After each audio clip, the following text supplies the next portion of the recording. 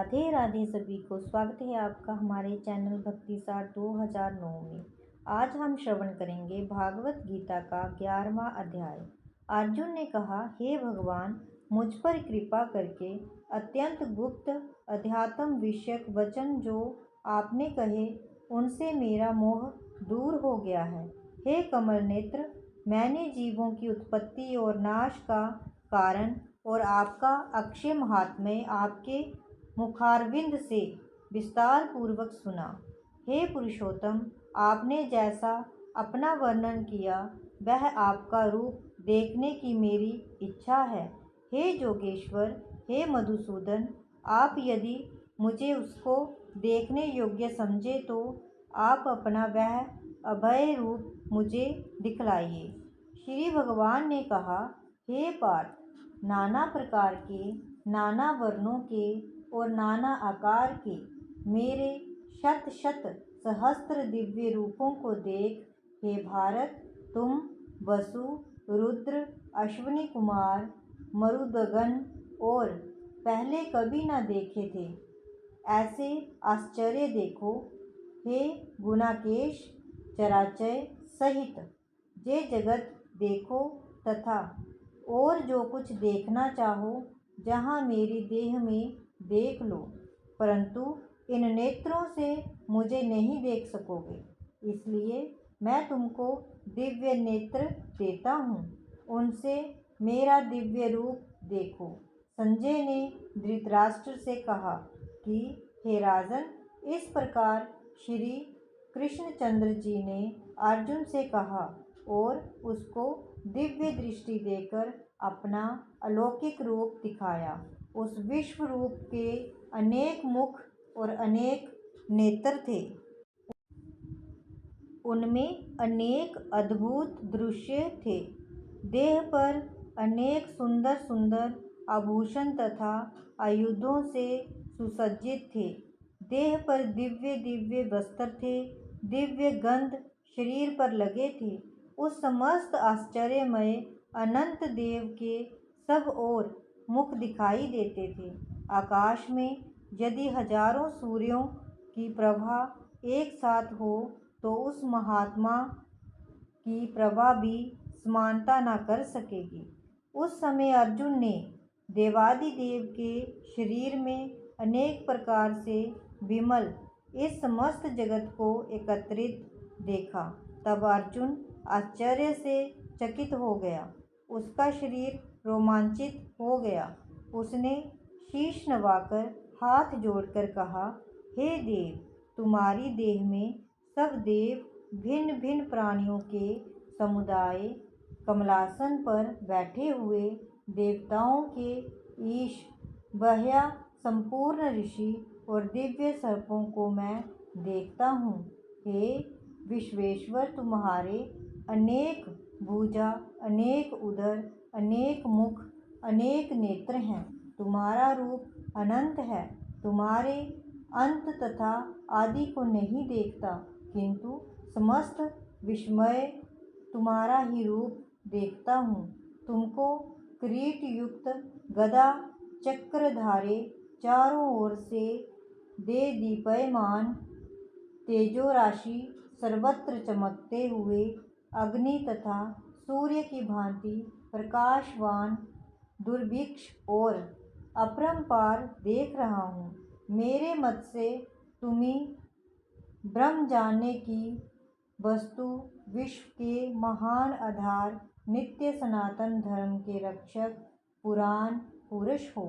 मैं आपको आदि, मध्य तथा अंत से रहित अनंत शक्ति, अनंत भुज, चंद्र सूर्य हैं। नेत्र जिसके ऐसे कांतिमान, अग्नि के सदृश मुख वाला, अपने तेज से इस संपूर्ण संसार को तपते हुए देख रहा हूँ। हे महात्मन, पृथ्वी और आकाश के मध्य की वह अनंत और संपूर्ण दिशाएं आपसे ही व्याप्त हो रही हैं। आपका ये अद्भुत और उग्र रूप देख तीनों लोक व्यथित हो रहे हैं। जे देखो, देवताओं के समूह तुम्हारी शरण आ रहे हैं। उनमें कितने ही भयभीत होकर हाथ जोड़कर आपकी प्रार्थना कर रहे हैं। महर्षियों और सिद्धों का समूह स्वास्ति कहकर नाना प्रकार से अपनी प्रशंसा कर रहा है। रुद्र, आदित्य, वसु, साध्य, विश्वदेव, अश्विनी, मारुत, पितृ, गंधर्व, यक्ष, असुर, सिद्ध इनके संग विस्मित होकर अपनी ओर टकटकी लगाकर देख रहे हैं। हे महाबाहो, अनेक नेत्र, अनेक बाहु, अनेक जांघ, अनेक पेट, कराल दंत युक्त आपका ये विशाल रूप देख सब अत्यंत भयभीत हो रहे हैं और मैं भी घबरा रहा हूँ। आकाश तक पहुँचे हुए आपके प्रकाशमान अनेक वर्षों से फैलाए हुए मुख के जलने वाले विशाल नेत्र युक्त तुमको देखकर हे विष्णु, मेरा जी घबरा रहा है। मुझसे धैर्य धरा नहीं जाता और चित्त स्थिर नहीं होता। हे देवेश, हे जगन्निवास, इन भयंकर दाढ़ों वाले और कालाग्नि से सुदृश आपके मुखों को देखकर मुझे दिशा नहीं सूझती, मैं शांति नहीं पाता, अतएव मुझ पर दया करो। धृतराष्ट्र के दुर्योधनादिक पुत्र अपने साथ अनेक राजाओं सहित और भीष्म, द्रोण और कर्ण तथा हमारी ओर से मुख्य मुख्य योद्धा बड़ी बड़ी दाढ़ों से युक्त विकराल आपके मुख में शीघ्रता से प्रवेश कर रहे हैं और उसमें कितने लोग आपके दांतों में दबकर ऐसे दिखाई देते हैं मानो उनका शरीर चूर्ण हो गया है। जैसे नदियों की अनेक जलधाराएं जब समुद्र की ओर बहती हैं, वैसे ही ये मनुष्य लोग के वीर आपके प्रज्वलित मुखों में प्रवेश कर रहे हैं। अग्नि में पतंगे जैसे गिरते ये सब लोग भी अपने नाश के लिए आपके मुख में बड़े तेजी से प्रवेश कर रहे हैं। हे विष्णु, जलते हुए मुखों के चारों ओर से सब वीरों को निगलकर आपकी जीभ चाट रहे हैं।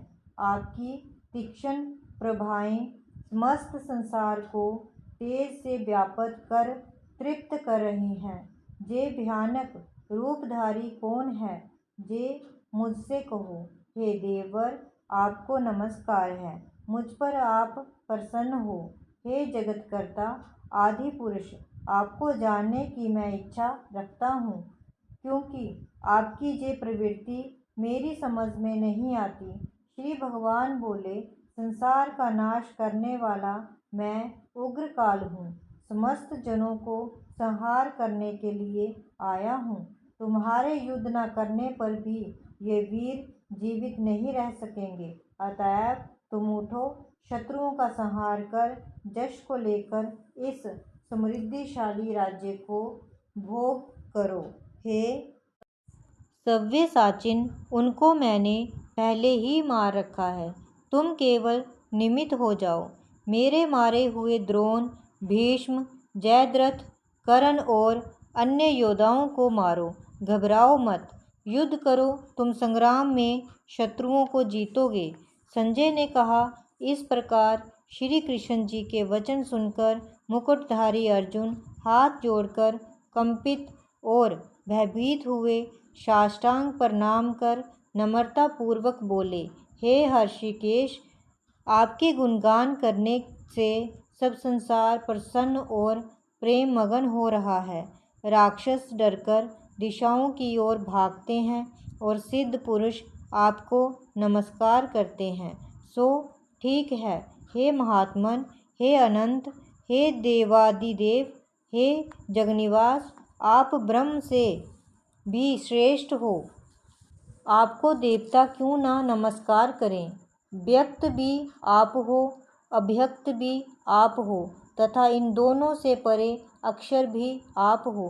हे अनंत रूप, आप आदिदेव हो, विश्व के परम आधार हो, ज्ञाता और ज्ञेय हो, श्रेष्ठ स्थान आप हो, विश्व का विस्तार करने वाले आप हो। आप वायु, यम, अग्नि, वरुण, चंद्र, ब्रह्मा और ब्रह्मा जी के भी पिता हो, आपको नमस्कार है। और फिर भी बार बार आप ही को नमस्कार है। हे सर्वस्वरूप, आप अनंत वीर्यवान और तथा अतुलनीय पराक्रमी हो। आप जगत में व्याप्त हो, इसलिए स्वरूप हो। तुम्हारी महिमा को ना जानकर मैंने तुमको अपना मित्र मानकर हे कृष्ण, हे सखा, ऐसा जो तिरस्कार से कहा, से प्रमाद से अथवा स्नेह से, हे अच्युत विश्वरूप, तुमसे इन बोलों की क्षमा मांगता हूँ, जो कि परिहास से विहार, सोने, बैठने और भोजन के समय अकेले अथवा मित्रों के मध्य में तुम्हारा अपमान किया है। तुम इस स्थावर जंगम रूप लोक के पिता, पूज्य और महान गुरु हो। त्रिलोकी में भी तुम्हारे सम्मान कोई नहीं है। तुमसे अधिक अतुल प्रभाव कहाँ से होगा। इसलिए हे ईश, तुमको सिर झुकाकर प्रणाम करके यही प्रार्थना करता हूँ कि मुझ पर कृपा करो। हे देव, जैसे पिता पुत्र के, मित्र मित्र के और प्रिय प्रिया के अपराधों को क्षमा करता है, वैसे ही तुम मेरे अपराध को क्षमा करो। हे देव, जो पहले कभी नहीं देखा, ऐसा आपका रूप देखकर प्रसन्न हूँ और भय से मेरा मन व्याकुल है, इसलिए वही पहला रूप मुझको दिखाओ। और हे देवेश, आप प्रसन्न हो जाओ। हे सहस्त्रबाहु, हे दिव्य मूर्ति, मैं फिर आपको वही किरीट, गदा और हाथ में चक्र धारण किए हुए देखना चाहता हूँ।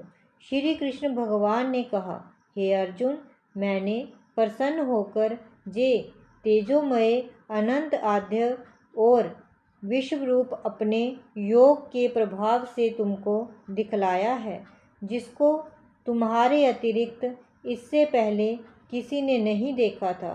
हे पांडवों में श्रेष्ठ, मनुष्य लोक में तुम्हारे सिवाय कोई वेदों के अध्ययन, दान, अग्निहोत्रादिक और घोर तपों को करके भी जे रूप धारण किए मुझ को नहीं देख सकता।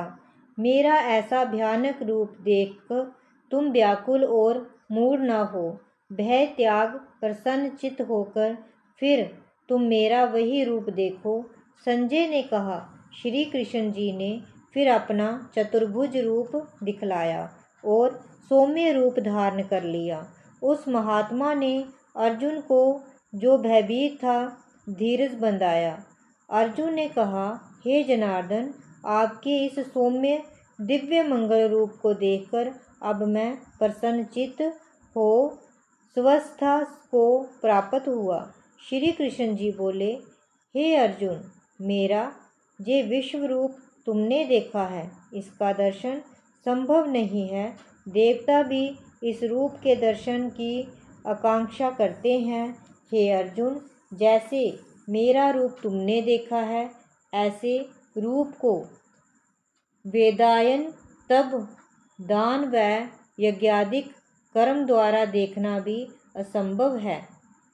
हे अर्जुन, हे प्रथम, मेरा जो विश्वरूप है, इसको मनुष्य अनंत भक्ति द्वारा जान सकते हैं और तत्व ज्ञान द्वारा इसमें लीन हो सकते हैं। हे अर्जुन, जो कोई मनुष्य मेरी ही भक्ति के लिए कर्म करते हैं, मुझको ही सर्वोत्तम मानते हैं, मुझ में ही भक्ति देखते हैं, सब सांसारिक सुखों से मुख मोड़ चुके हैं, संपूर्ण प्राणी मात्र से वर त्याग चुके हैं, वह ही मुझको प्राप्त हो सकते हैं। 11वें अध्याय का महात्म्य। श्री नारायण जी बोले, हे लक्ष्मी, अब 11वें अध्याय का महात्म्य सुनो। तुंगभद्र नामक नगर था, जिसके राजा का नाम सुखानंद था। वह श्री लक्ष्मी नारायण की सेवा बहुत करता था। वहाँ एक ब्राह्मण बड़ा विद्वान पंडित रहता था। वह ब्राह्मण नित्य गीता जी के 11वें अध्याय का पाठ करता था और पाठ भी नित्य श्रवण करता था। ऐसा करते करते बहुत काल व्यतीत हुआ। एक दिन राजा घर को गया। उस दिन अतीत देशांतर फिरते फिरते नगर में आए। अतीतों ने राजा से कोई जगह मांगी। राजा ने बड़ी हवेली खुलवा दी। जहाँ अतीत उतरे, राजा ने निमंत्रण दिया। रसोई कर अतीत बड़े प्रसन्न हुए और अमृत लेकर राजा उनके दर्शन को गया। राजा का बेटा भी साथ था। कई भृत्य साथ थे। राजा उस हवेली में आया और जो महत्व था उसके साथ बातचीत करने लगा और राजा का पुत्र खेलने लगा। वहाँ एक प्रेत रहता था। उस प्रेत ने राजा के पुत्र को मारा। चाकरों ने राजा को खबर कर दी।